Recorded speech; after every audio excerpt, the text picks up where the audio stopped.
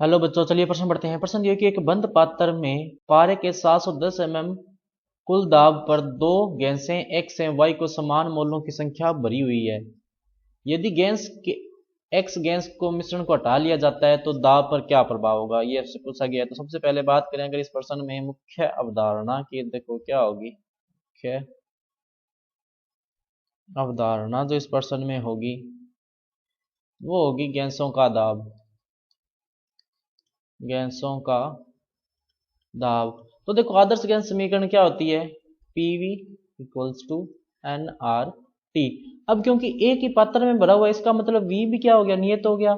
Are तो गैसों के लिए नियत होता ही है और टी भी क्या हो गया, नियत हो गया, क्योंकि एक ही पात्र में अलग अलग ताप तो हो नहीं सकता। इसका मतलब क्या हुआ कि पी समानुपाती हो गया एन के। इसका मतलब जो एक्स को अपने मान लेते हैं एक और वाई को अपने मान लेते हैं दो, तो इसका मतलब P1 समानुपाती N1 और P2 समानुपाती N2। जब इनका अनुपात लेंगे अपने तो क्या देखो आ जाएगा, P1 बटे P2 बराबर क्या आ जाएगा, N1 बटे N2।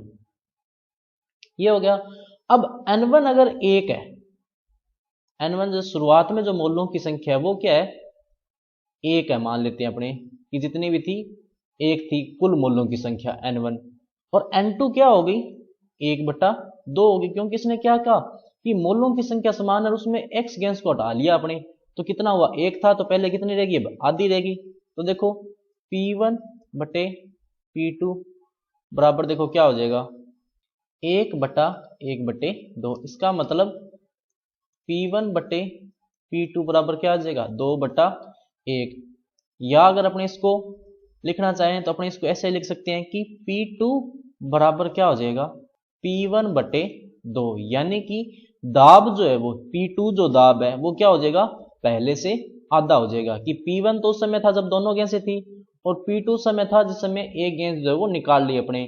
तो P2 बराबर क्या हो जाएगा, P1 बटे 2, यानी दाब क्या हो जाएगा, आधा होगा। तो सही विकल्प कौन सा होगा, विकल्प नंबर बी की दाब जो है वो आधा होगा। तो बच्चों ये था आपका उत्तर। मैं आशा करता हूँ आपको समझ में आया होगा। धन्यवाद।